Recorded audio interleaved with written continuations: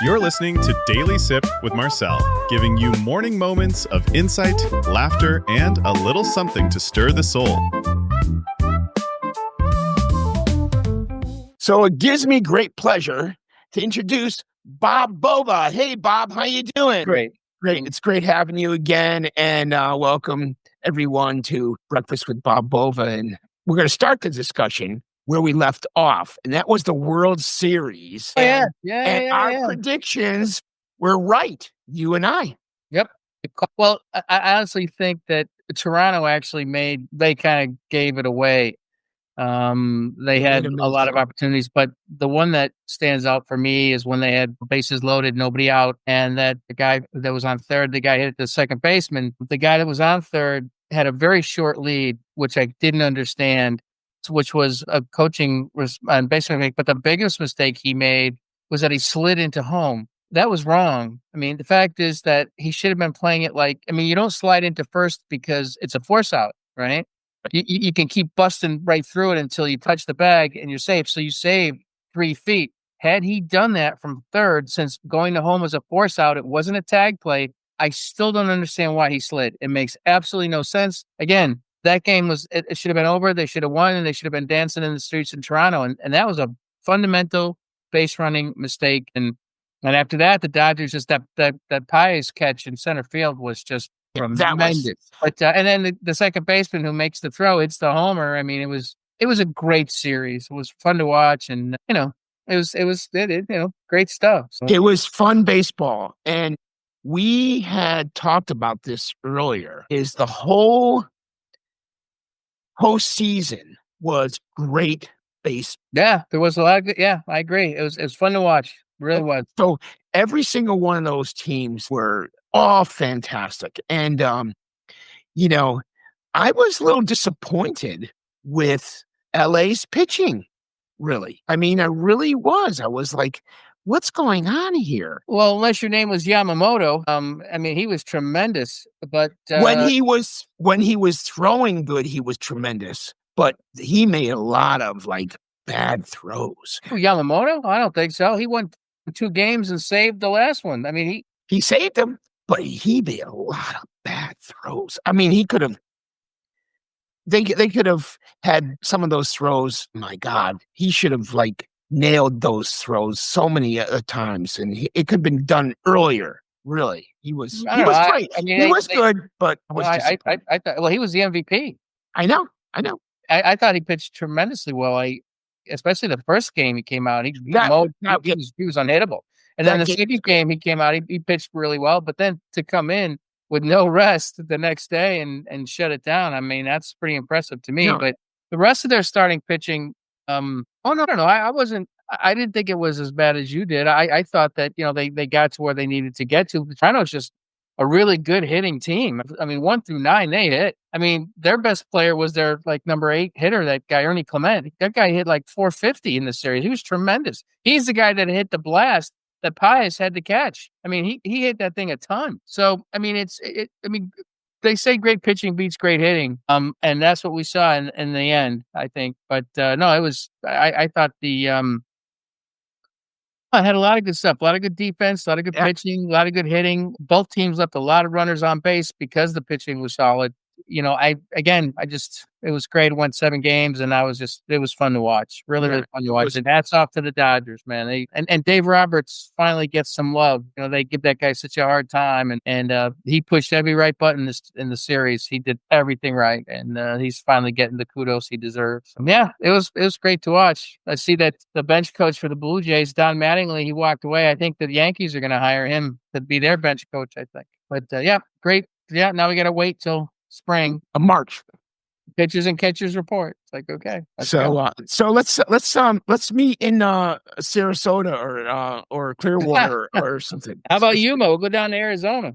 Yeah, it'll be fun. So, all right. So that's our baseball recap, and we both had a lot of fun. And yeah, I was glad that it went to all 7 games. It's always good for the fans too, so that everybody gets a little bit more of everything. Yep. And so that was good. And everybody was healthy at the end, which was good. It was a good. Well, staying on baseball, did you see the article this morning about the 2 Cleveland pitchers? Yeah.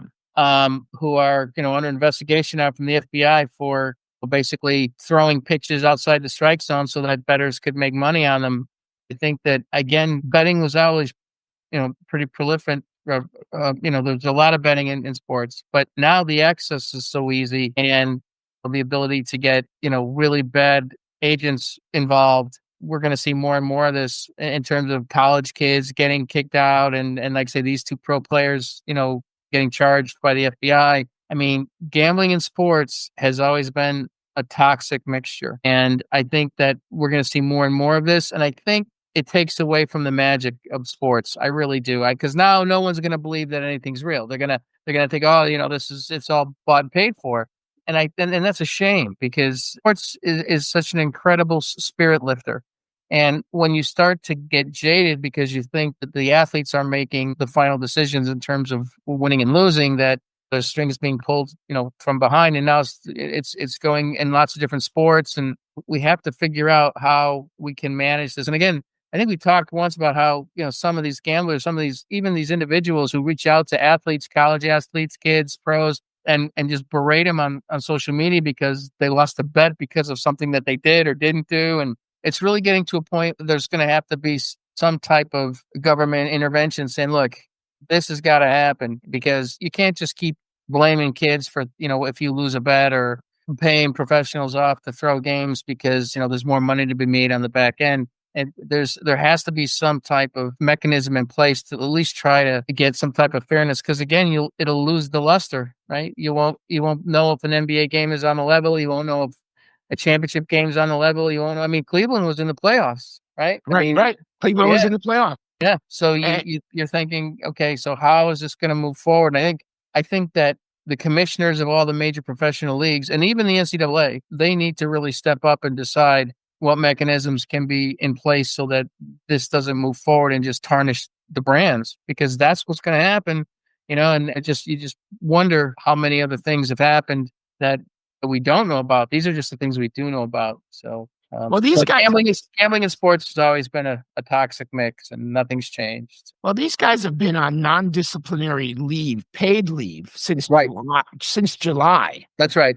I mean, so to have it just come out now, they were being investigated by the league, and that there was some type of, they had seen some irregular betting patterns, but I think the FBI got involved because it might have been, maybe it's more involved than even Major League Baseball knows or thinks. Again, I also think it gives it a level of credibility. And I think this is a good step, because I think that people are going to realize that, hey, if you do this, just like think of that kid, Mike Rozier, for the Miami Heat. If you do this, it's not going to be just the league saying, you got to take 2 years off. It's the FBI coming in and saying, no, this is a federal crime. We're going to come after you. We want to know everybody's who's involved and try to root out everything, because that's what has to happen. So you're absolutely right. I mean, they have been on leave, but when the FBI gets involved and more things get involved, that it runs pretty deep, and they want to be able to root it out, and I think that's the right thing to do. And I think the commissioners of all the major sports need to make sure that that happens. And you're right.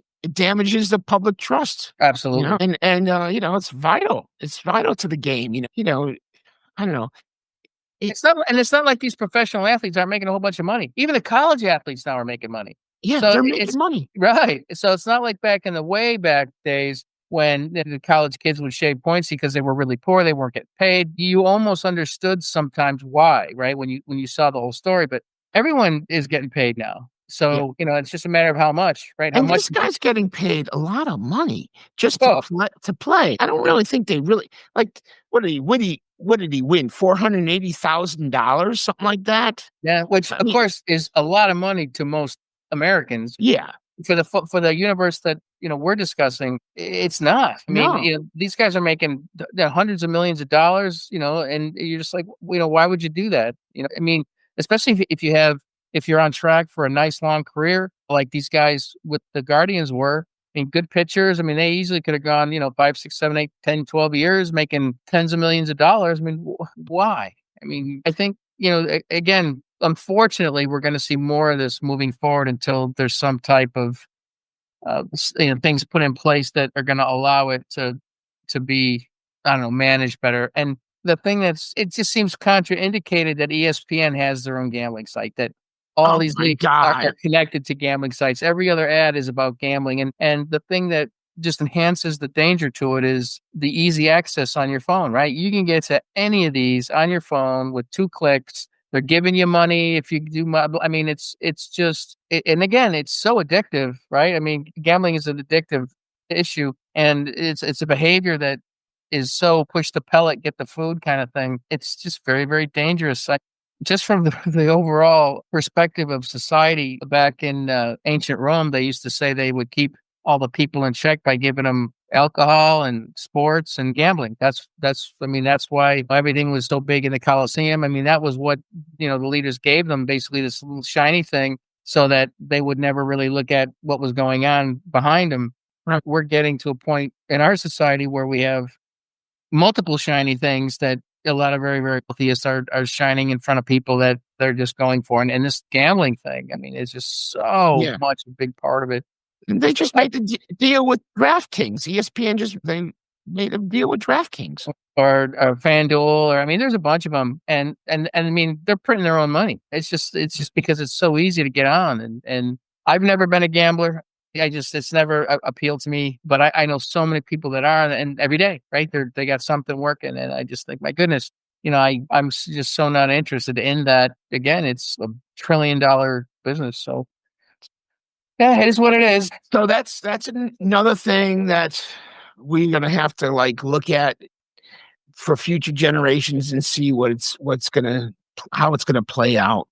It's really a powerful display of what's happening. If all these folks do all this gambling, the reason Vegas is so big is because the house always wins, right? And a lot of these folks are going to lose everything, and so then who takes care of them, right? All of a sudden we go back to, how are these folks? And that could lead, that's an addictive behavior. It could lead to other addictive behaviors potentially. And all of a sudden, you lose a really good potential asset to your community. And it breaks your heart. And I will say that there are folks out there who do gamble responsibly. They understand what their limits are and how much they can afford to lose. And and that's great. More power to those folks. But we can't continue to just let folks throw their money away on things that might happen, because that really doesn't help produce a society of folks that are working for and helping each other, in my opinion. And again, it's very self-centric, and there's a lot of that going on right now, but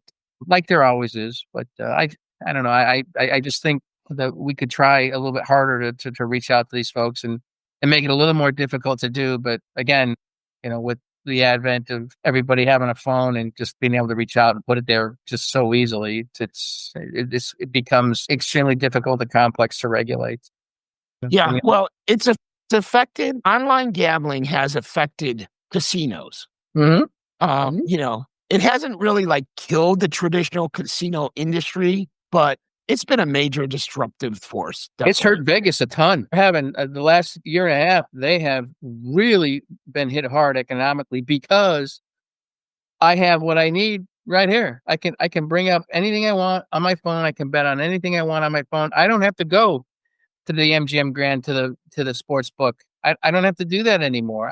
I can do MGM Sportsbook right here. It comes right up on my phone. It's so that in terms of people will get more affiliated into the lifestyle of betting on any kind of sport or anything online.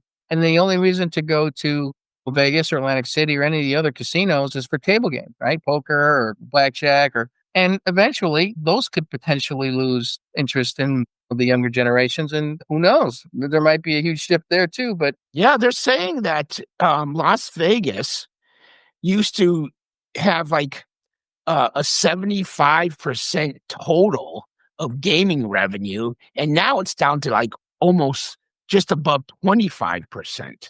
It's amazing. Why? You don't have to spend the money to go somewhere to gamble. You can just sit in your easy chair, watch the game, and bring it up on your phone. And the thing is, and the one thing about gambling that's very interesting to me, anyway, if you go to Las Vegas or any of the other big gambling centers here in California, we have lots of regional gambling centers too, is that It is instant gratification. You go, you play, you win, you lose. It's all right there. On the phone, it's even more so. I mean, you don't have to go. It's automatic. You could bet on a pitch. You could bet on a player making a basket. You can bet on. I mean, you talk about being involved every second and having your dopamine, pushed for every 4 seconds. You can bet on anything. That's where it is now. So. Yeah, when Nevada was the only place you could bet on sports. That's right. That's right. Now it's not the destination. And not only is it not the destination, the bets are so granular now. You can bet on anything at any time, on anybody. So you can have 4, 5, 6, team bets going in an hour, and just a little bit, and just is the sophistication of the implementation of the software and how it integrates with all these different things. And there's always something to bet on.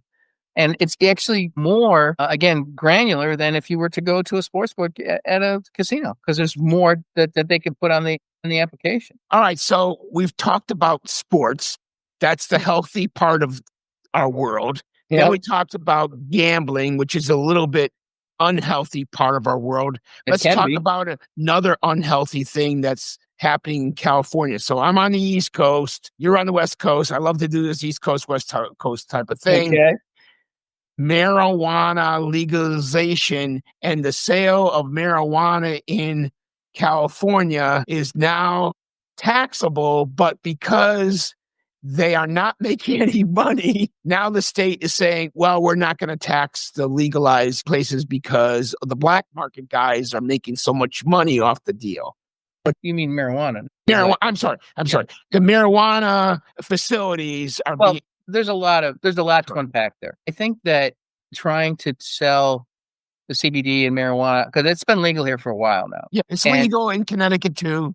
Originally, it became very, very difficult for folks to get a license to sell it. I mean, the infrastructure to do it, and all the permits, and all the red tape, and all the regulations were counterintuitive to actually doing it. And then the supply chains became difficult. And then people who wanted to do it, the banks wouldn't lend them money. They wouldn't do it. So it was, when they legalized it, there was a lot of barriers to try to do it properly. And as those barriers came down a little bit at a time, the cost of doing it legally within the confines of the infrastructure that the state of California wanted is so much more expensive than guys who just sell it on the corner, right? And so if you look at those guys, they don't have all that overhead. They're not paying for all the permits. They don't have all that stuff. Similar to and they're not paying the taxes.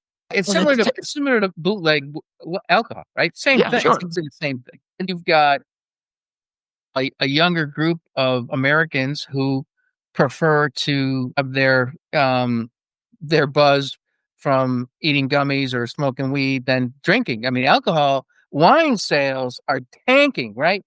These younger generations, they don't drink wine. They don't like it. Both my sons don't like it. That's not what they want to drink. And the alcohol consumption is going down, but the consumption of CBD and marijuana type products is going up. So I think, again, we're back to a point where there has to be some type of intelligent regulation and some type of intelligent process that gets implemented so that it makes more sense to do it, I would, in a legal fashion from a process perspective than just buying it on the black market, like you say, because the folks that do it legally, they have quality control. There's a lot that goes into that to try to make it as safe ingesting this kind of stuff than anybody. I mean, you buy something else, you don't know where it's been. You don't know how. It's a lot different this way. And again, it's one of those kinds of things where it's, it has to find its equilibrium. I think the government's just trying to figure out a way to help that happen. So, and again, not being part of that lifestyle. And I know folks who are, the ones who are, that are of our generation, who have the economic means, will go to the dispensaries, the legal ones, and they'll get what they want. And they realize that it's safer. And yes, they're going to pay more, but they're okay with that. But the folks who just, want to roll a joint and get high in there, they're like, I could just go to here, this particular area, and I can get what I want. But again, you don't know what's in there. You don't know what's laced with. And that's the biggest thing. I think that the biggest problem is that you don't know what's in that. With all this fentanyl stuff, I mean, it could be laced with fentanyl. It could be laced with... I've had friends die because of that. And that's the thing that, people probably don't discuss enough. Yeah. is the when it's not controlled like that, when you don't control the supply chain, you don't have the ability to be able to track it, lot number, product number, where it's from. Again, these days with the dosages and the intensity of some of this stuff, I mean, it's not like the marijuana when during our college days when folks did it and it was so light and fluffy compared to this stuff now. I know guys who've smoked it pretty much their whole life, and they're like, first time they go to a dispensary and they get a little bit, or they'll take a bite of chocolate, or they'll do a gummy. Like, I had to hold on to the table. I was so wasted. It's not like it was back in the old days. The intensity of what they have, and again, being able to understand what the supply chain, where it's from, and be able to manage that becomes very, very important if you're health conscious. But again, only if you have the money, right? So I guess the point here is that the dispensaries have to pay a tax, and that tax money is supposed to be going to education. Is that what it is? Well, it's the basic sin tax. They have it on cigarettes, they have it on alcohol, and now they want to put it on marijuana. Okay. And it goes into supposedly the public coffers for education. Right. Apparently, it's failed because this is what I just read today, that it's failed because of these black market dispensaries that open across the street or whatever else. And they're not having, you're right, they don't have the overhead, they're not paying the taxes and blah, blah, blah. But in the long run, I think they've had marijuana legal since 2016. Wow.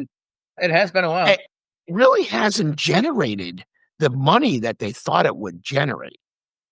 So I think the barriers to entry, especially in the first 3-4 years, were really significant. I mean, they made it legal, and then all of a sudden they had to catch up. Now that we've made it legal, what's the process to be able to open a dispensary? What are the rules and regulations? How do we, so again, many times we always put the cart before the horse, right? We try to, as in a state in America, people try to get votes to be popular, so they do things, but they don't actually have the infrastructure to support it. And it's my opinion that that's what has occurred here. Now, as they try to backfill, they're finding out that it's maybe a lot more difficult than they thought, primarily because, again, traceability, trackability, those kinds of things, the supply chain issues, how it's going to be. And that's true of any business. So do you think it's really worth it? I mean, they're not making any money. Now they're going to have to stop taxing the guys. They're not going to raise any of the tax money. That's going to hurt, the coffers for education. I mean, is it really worth it? I think so, because first of all, you've got a lot of the citizenry who partake. And I think the more control you can have over the quality and the safety and the health of the folks who do use it is the responsibility of the state. The state is responsible for the health, safety, and welfare of its constituents. So even though it might not be bringing in the revenue that they had originally anticipated, there still is a responsibility to make sure that what is basically disseminated among the Californians is, in fact, the safe and usable and follows. And what hopefully will happen is, as this becomes more prevalent, this process, it becomes a little bit easier, a little more cost effective, and they get a little more streamlined in how people can organize and become a distributor or an end user salesperson or an end user sales agent for this, that it will become more profitable. It's like any business, right? The more you learn, the changes that you make, the things that you do can make it run smoothly. Or more smoothly. But they have to get rid of the black market. They have to get rid of it. Well, there has to be. Usually, that happens when folks get involved and understand the density of the market. When people really understand how much money you can make, they will do things that will allow it to proliferate from that perspective. I think that there is so much the ability to bring in illegal drugs into our country and sell them at a discount, or sell them so that much more of a cash business, black market cash business. You've got so many, and again, there's two sides to this argument. You have so many illegal and illicit agents, for lack of a better word, from foreign countries, especially south of us, who send this stuff to us, and China helps them, especially with fentanyl.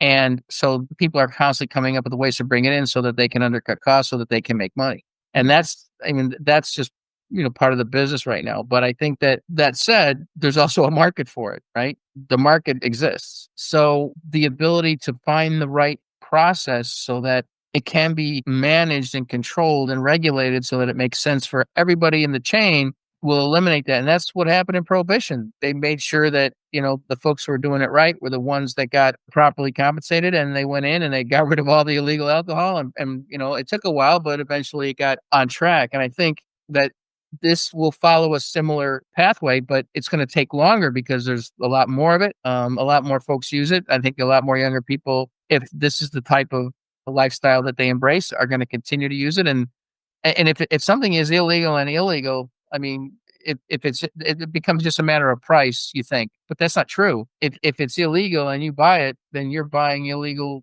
goods. I mean, right. And that's a problem. Again, it's still kind of it's still in its adolescence. From what I think from an ordinary type of product. Yeah. So, there's still a lot to learn.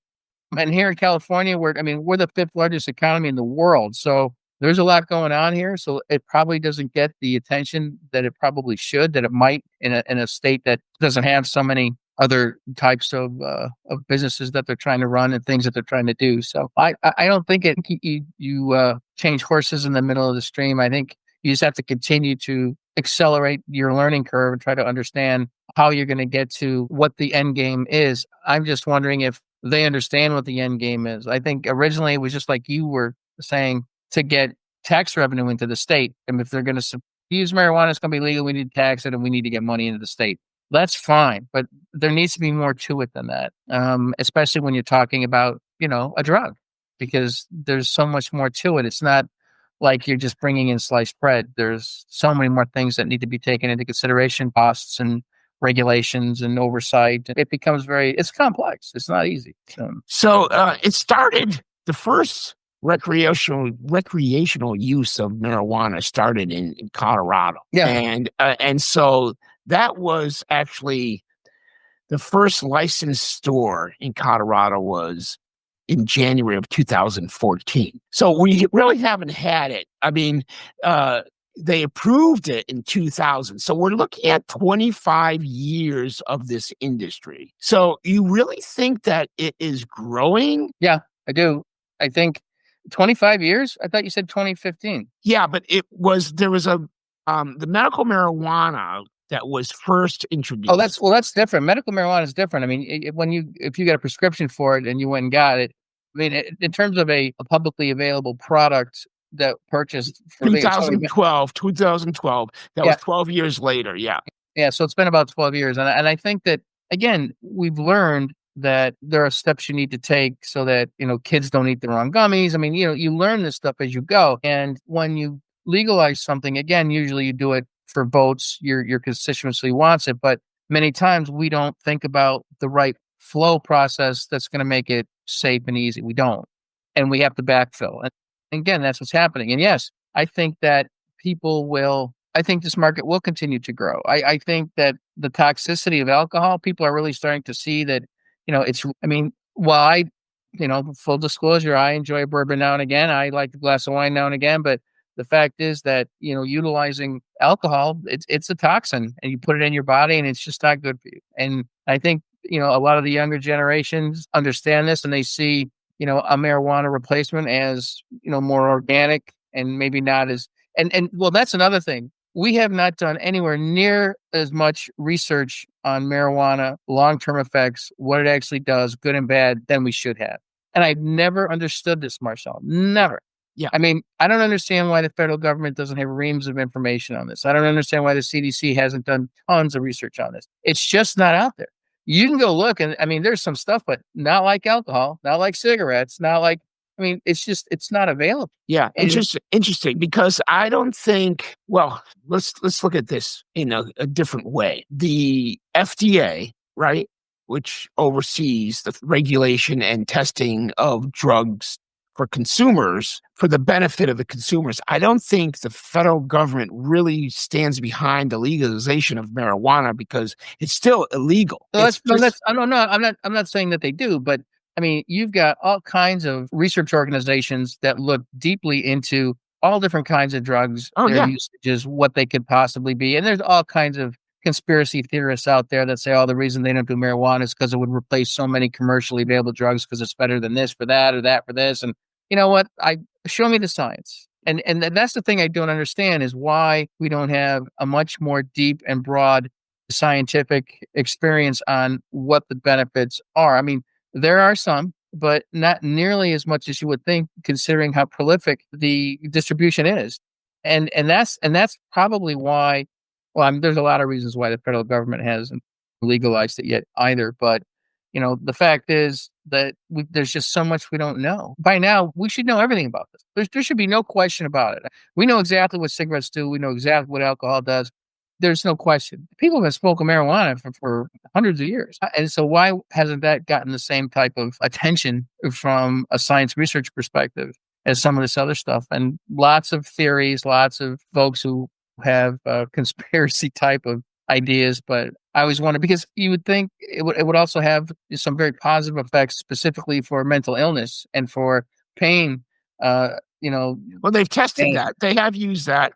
And that's why they've legalized it on for medical use. Yeah, but even then, the research it works, but the amount of research, long term, short term, how does it work? How long? We still need more because we don't know. We don't know what we don't know yet. Yeah, it works, right? But and there are studies. I shouldn't say that. There's science out there. There are studies, but not nearly to the extent that you'd think there would be. Again, my perspective. Yeah. The average cost for drug testing is in over $100 million. If anything's going to go to like even the fat. Epic. Yeah. Hundreds of millions of dollars have been spent on testing. Well, again, those costs are significant because those are synthetic drugs. The thing with marijuana, it is a natural occurring drug. And even though it gets now integrated with other things like fentanyl and things that make it much more dangerous and potent for different usages, I just don't understand why we don't have more basic science on cannabis, what it does, how it works, what is it good for, what is it bad for, what is the long-term effect, what is the short-term effect. And it's just surprising to me that we spend trillions and trillions of dollars on testing and building Ozempic and all these other heart drugs and cholesterol drug. But this we haven't studied nearly as much, and it's just puzzling to me. You know what is funny is I just looked this up, but the NIH, National Institute of Health, has an annual investment in 785 cannabis research projects. Well, that's good. In 2021, okay, they were granted $369 million in 2021. And that's just barely 4 years ago. Yeah. So clearly they understand that the citizenry of the United States is getting more involved with imbibing with marijuana and cannabis. So that's pretty responsible to do that. I hope it leads to great science and that we learn more and what it could be good for and what it's bad for. When you mix it with other things, what the potential side effects for that are. And because, again, it is something that I would consider very, very important to all the generations of Americans. We should know more. Yeah, you're right. Definitely should know more. Okay, so we've talked about baseball and we talked about, betting on baseball. And then we talked about illicit drugs and legalized illicit drugs. So now, Bob, I'm going to throw it to you. Go ahead. This time, you come up with something to talk about here. Well, you must have something you want to say. Oh no, I talk about just about anything. But I was really well. It looks like the government shutdown is going to open the government again, which of course is great news for all of us. Oh yeah. In terms of people who work in the government who've been working for free. All of a sudden it gets very difficult to to pay your. Did it affect your son? Did it affect your son? Oh yeah. Absolutely. He's been working every day and he's not gotten paid. So, but he's still working. So that means he's going to get paid. Yeah. Well, he's considered essential. But the thing is, you've got the air traffic controller thing. That really is concerning. We're lucky we didn't have any accidents. Well, fortunately, those people you talk about unsung heroes. Those folks, the job that they do, the quality of the job that they do, and the level of responsibility that they have. People read about it and they might give it a cursory compliment and stuff, but people do not understand what it takes to be an air traffic controller, how you have to stay on top of it. What just becoming one is so difficult. The rigor of the study and what you have to do is unlike, I think, anything else that you have to do, maybe except for becoming an astronaut or something. I don't know. Yeah, people don't really realize how many flights that there really are. Just like out of some major airports like Chicago or Boston or LA or San Antonio or And the thing that's interesting is a lot of the technology that they used 20 years ago is the same stuff they use today. A couple of years ago when they were talking about air traffic controllers and how they need to upgrade the systems when all those problems at Newark occurred, and they said the infrastructure there is 28 years old that needs to be upgraded. And you think, my goodness, again, this is one of those things that you never hear about. Money in the big, beautiful bill is for upgrading this stuff. Right. And that's certainly an investment that needs to be made. And we also need to invest in the next generation of air traffic controllers. And we need to do, again, a lot of study on how we can make these folks better, more comfortable, not nearly as stressed. But so that's a whole different, subject all on its own, but hopefully we'll be able to get that. I mean, I guess the House will reconvene tomorrow and they'll vote on it. Yeah, I don't know.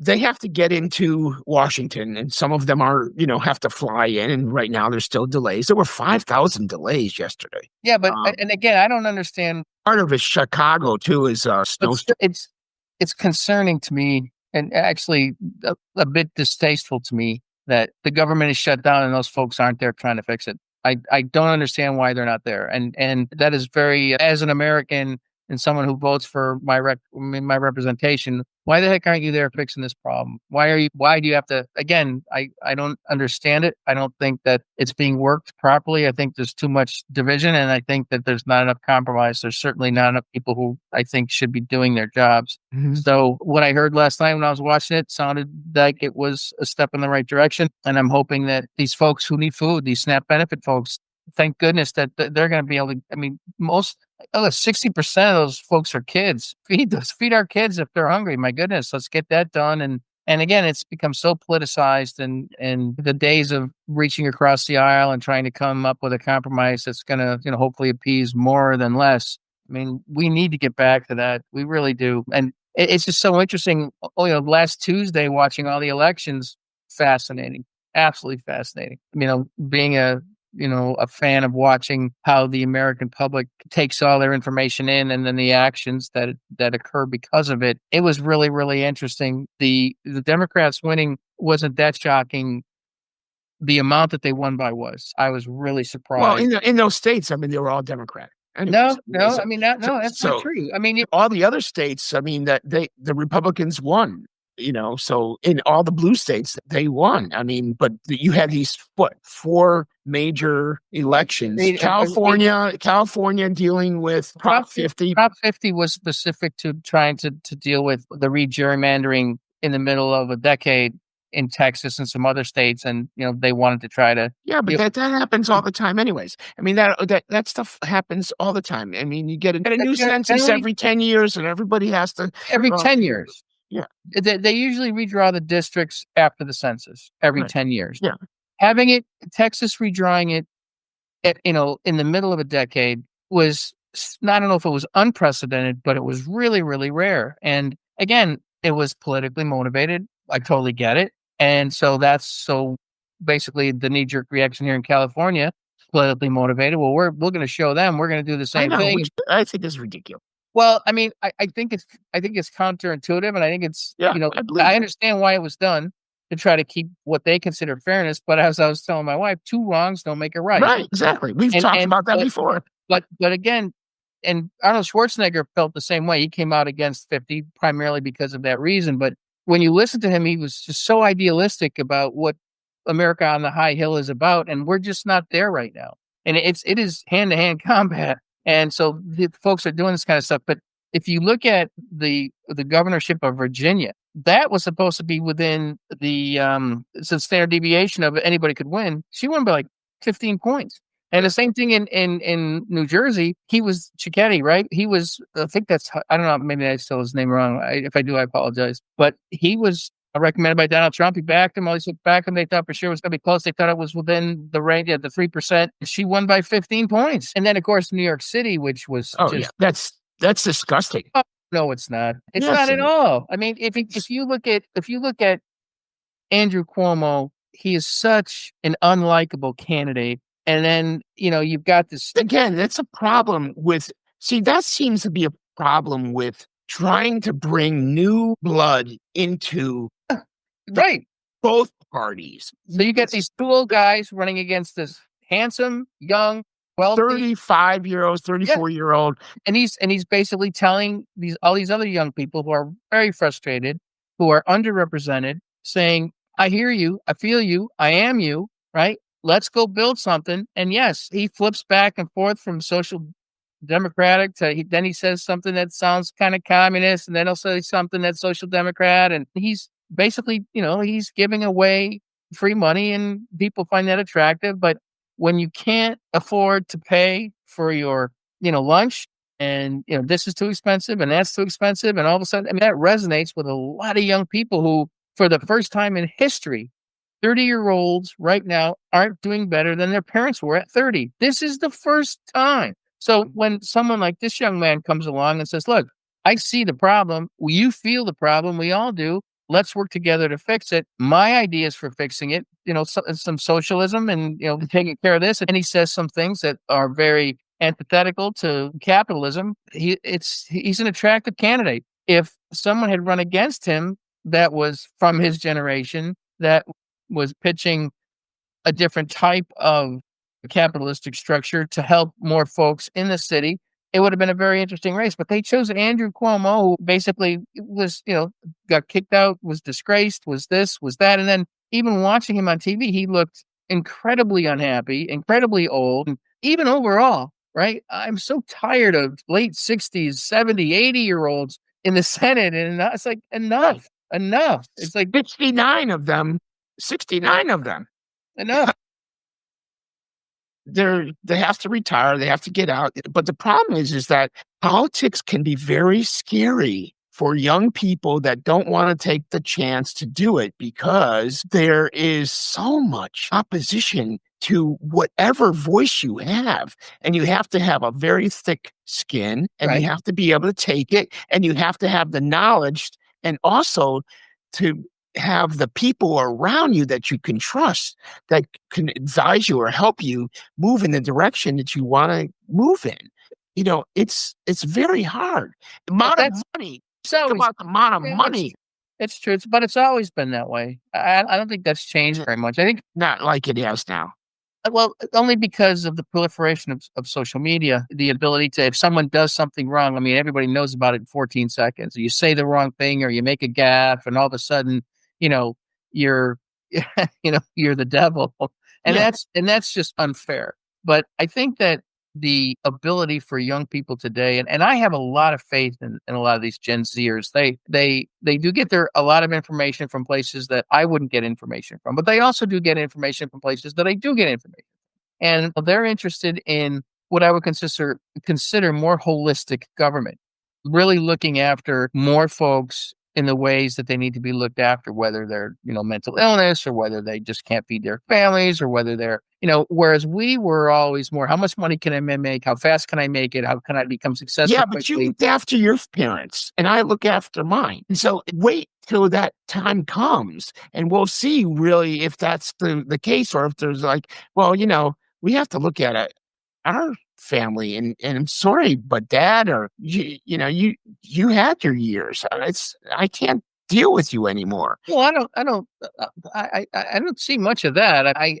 think that, a lot of these folks, a lot of these young people, they just want a chance. They just want something that they can say, yeah, this is something I believe in. This is something I want to do. This is something I want to work toward. I mean, we had that in a much more simple time, in terms of if we wanted to grow something, more of an effective environment to say, okay, this is what we're going to do, and we're going to go and we're going to get it. You paint the target on it, we're going to shoot it, and we're going to get compensated for it. And we worked hard for it, though. Well, yeah, but yeah, of course. Nobody was giving it to you. Nobody gave anything to you. Right. We all worked hard, but these kids are working hard too, a lot of them. And they're getting just ground into dust. Some of these huge companies, the Elite 10 now they call them, right? They bring these young people in and they just rush them. They're there 90 hours a week. They're doing this and doing that. And yeah, they may make a lot of money at some point, but as soon as they're done with them, they're gone, right? There's no real any type of benefit in terms of staying there for a long time. I mean, they just beat the crap out of them. And it's like back to the old company town mentality. And that's not what these young generation kids want. They want to be able to enjoy their life too. I mean, even though I worked hard and even though you worked hard and we did things when we were coming through the system, we had fun. These kids, they can barely afford. When you're 30 years old and you have 4 roommates because you can't afford your own place, that's wrong. Especially if you're out there working and you're trying to make something happen and you can't afford to go. And then you go on social media, you see all these folks on their yachts and they're, 15 years old and you're like, come on, it's not real. And you get all this stuff, all this angst and everything else. And then you see the details of they're not better off at 30 than we were at 30. You're like, okay, I get it. I understand. You want something different. You want change. You want people that you can relate to, that can relate to you. And I understand it. And I think that I am really interested to see what happens in New York City under this young man. It could be good. It could be nothing. It could be a nightmare. But I think that if he can galvanize the young people in that city to get together to do some good things, I'd love to see it. I'd love to see it. We've never really seen socialism work. Some folks will say that, we do have some socialism in this country already, Medicaid and Medicare. When it comes to safety and welfare, yeah, there's a lot of, there are things that could you say are rooted in socialism because they're for everybody's best interest. But healthcare in this country has to change. It just that's another issue. That's a big issue because we've got major companies, insurance companies that are pulling the strings, and the cost of healthcare is unbelievable. And it's not like the doctors are getting rich. They're not. You've got so many people who don't want to be doctors now because all they do is they feel like human mechanics, right? They go in, they punch the clock, they do this. And the ones who are really gifted, I mean, yeah, there's some folks that probably still do. I'm sure there are. They do very, very well. But in terms of the day-to-day family practice, how are we going to do this kind of thing? Like say the insurance companies and the hospital organizations, you see these things going up like crazy. Well, where's all that money coming from? Right? If these people can't afford to pay for their medication, but they're building 2 more hospitals, it's misaligned. And it's difficult when healthcare is for profit. That's misaligned. Healthcare should be for the healthcare of Americans, citizens, people, so that they don't have to lose their house because they're fighting cancer. They don't have to go 400 miles to a hospital because they live in a rural area. There is not an overarching guideline or guardrail so that in the richest country in the world, everybody gets good healthcare. I mean, to me, that has to change. And again, we get back to democratic socialism. They're like, yeah, this should be a right. And you look at countries like Finland. Sometimes that's an unfair comparison because like Finland's like the size of Wisconsin in terms of people. So it's a different dynamic. You should comport your thoughts from, okay, maybe we just do it by state. That was always my thought, was we should be able to have Medicaid per state. And they kind of want to do that. And there's federal dollars and matching and all that kind of stuff. But as long as the insurance companies are involved and as long as it's a for-profit business, you're going to continue to grind these gears. And I just don't think it's right. Well, one of the things that would fix things is if you had insurance that you can stretch across every single state. If you have insurance in like my state, or you have insurance your state, and you're in the state, no problem. But say you go out of that state and there's another insurance company that's, cheaper, but you can't buy that insurance because it's in another state. Well, that's again, because it's for profit, you've got lobbyists in every state that lobby the state insurance commissioner, and that state insurance commissioner decides who plays in your state and who doesn't. And every single state has its own rules and regulations, right? And they decide how it's going to work. And again, it can be nuanced so that you can utilize everything that's there, focus on the programs that you want to provide as a big insurance provider and it's based on profit. And I just don't think the healthcare of kids in this country, the healthcare of the elderly, anyone's healthcare should be based on the profitability of the insurance company, who is the go-between. And instead of, we need something that is, much more conducive to how does everybody win? Because right now, it's not even close to everybody winning. No. And then you have these horrible things like that poor CEO of United Healthcare, young husband, father, and that happens. And meanwhile, they try to make a cult hero out of this guy that shoots him in the back. I know, that's wrong. That's wrong. Of course, if it's murder, it's plain and simple, and it's horrible. The insurance companies, we know that they want to make money, but we do have to have some type of healthcare insurance program that can meet everybody's usage. Well, people should be able to pick and choose what they need for their healthcare, and not something that everybody just so that everybody has to pay for everything under the sun. And they don't. They should have to be able to. Way back when, before there was health insurance, it was you pay for the service. It was pay for service. Went to the doc, right? How many times we needed stitches when we were kids, right? Yeah. You'd go to the doc, Dr. Gerner, she'd sew you up, you'd give you a bill, and you were done. Exactly. But now everything is so complex, and a lot of it has to do with fraud and mismanagement and stealing money and all this other kind of stuff. But in an era of more complex computer systems and software and AI and all this other kind of stuff, it's going to get worse. We need to, I think, simplify and really try to figure out how it is that we can offer and be proud of our healthcare system for everybody. Because if you're at the top echelon, if you have a corporate-based healthcare program with Blue Cross or Aetna or any of these big ones, you got gold-plated coverage. Listen, I have friends, multi-millionaire friends. They don't have any health insurance. They pay out of pocket. They says, why should I pay when I know I have enough money? I have multi-millions of dollars.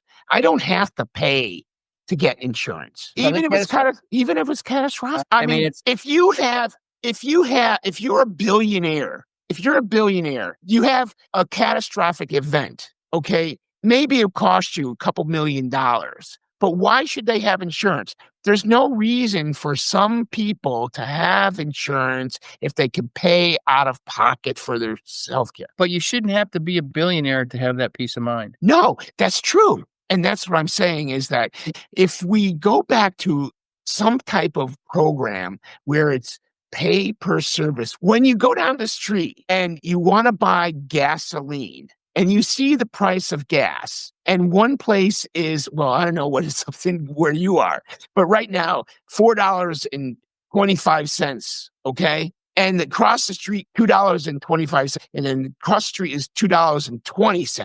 You're going to pull in the $2.20 place. Right. Well, that's part of the issue too, is that you never know what things cost until after you've used them.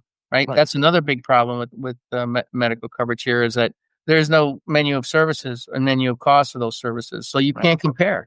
Right. You have no way to compare. And again, the richest country in the world and the people who are at the top who have really good healthcare have wonderful, wonderful medical care. And there's no reason why most Americans shouldn't have wonderful healthcare. Right. And again, the process is just not serving the bulk of Americans. You shouldn't have to be a billionaire to not worry about it. You shouldn't have to be a billionaire to get the best healthcare on the planet.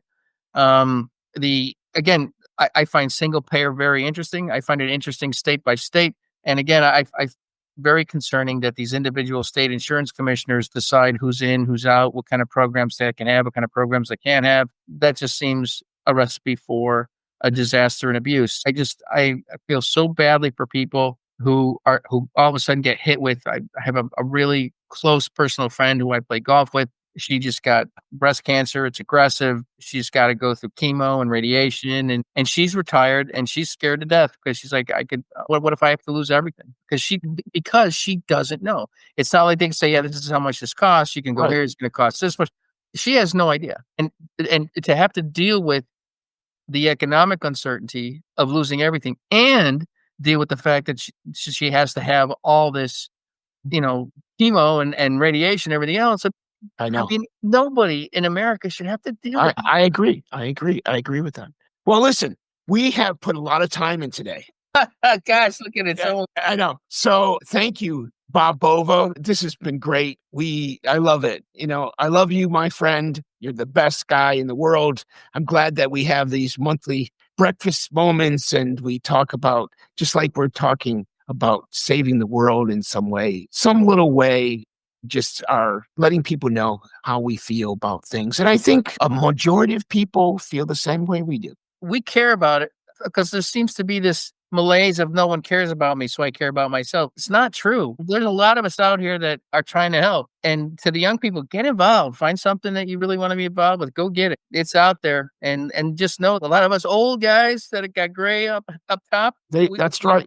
We want you to succeed. Mix it up. So we want you to succeed. We need young people to go out and do what they have to do, get educated in so many different ways, and put time into, living life and helping others. That's how I feel. Yep. All right, buddy. All right. Have a great day, great month, and I'll see you next month. Look forward to it. Bye-bye. Thank you for letting me be part of your day. And until next time, keep noticing what makes life taste a little better. And if you're loving this, don't just sip in silence. Follow us, hit the subscribe button, and pour this into someone else's cup. Share it, spread it. Let's wake the world up together, one daily sip at a time.